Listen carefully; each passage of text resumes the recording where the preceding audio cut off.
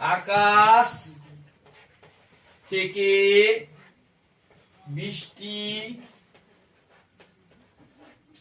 পড়ছে। এখানে আকাশ থেকে বলো কি কারক? অপাদান কারক, ওই বিচ্যুতি বোঝাচ্ছে। বলো কি কারক হবে? এখানে কি আগুনটা বৃষ্টি পড়ছে, ঠিক আছে। এবার তোমরা নির্ণয় করো অনুযায়ী, যেভাবে নির্ণয় করতে বলছি কি কারক হবে বলো। প্রত্যেককে জিজ্ঞাসা করো, এটা বলতে হলে ফাটাও। হ্যাঁ কি বলতেছো? বৃষ্টি গড়ে যাচ্ছে নাকি?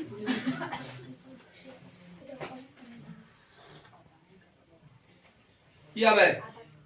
কি কারক? উপাদান কারক। তারপরে কি হবে গো? ওকে বলো, জিজ্ঞাসা করো কেন? আকাশ থেকে।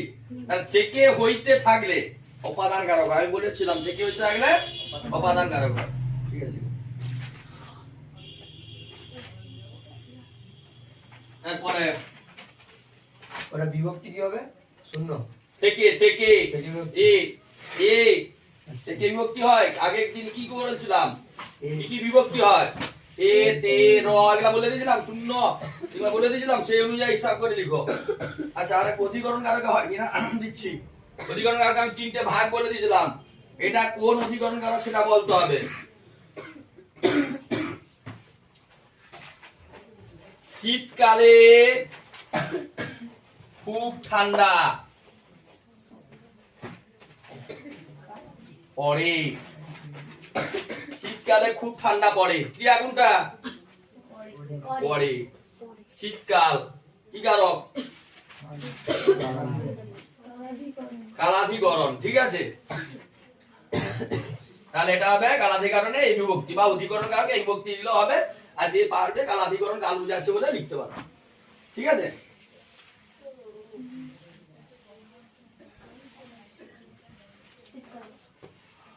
কাল আমি কলকাতা যাব। কলকাতা যাব, এটা যাব ক্রিয়া।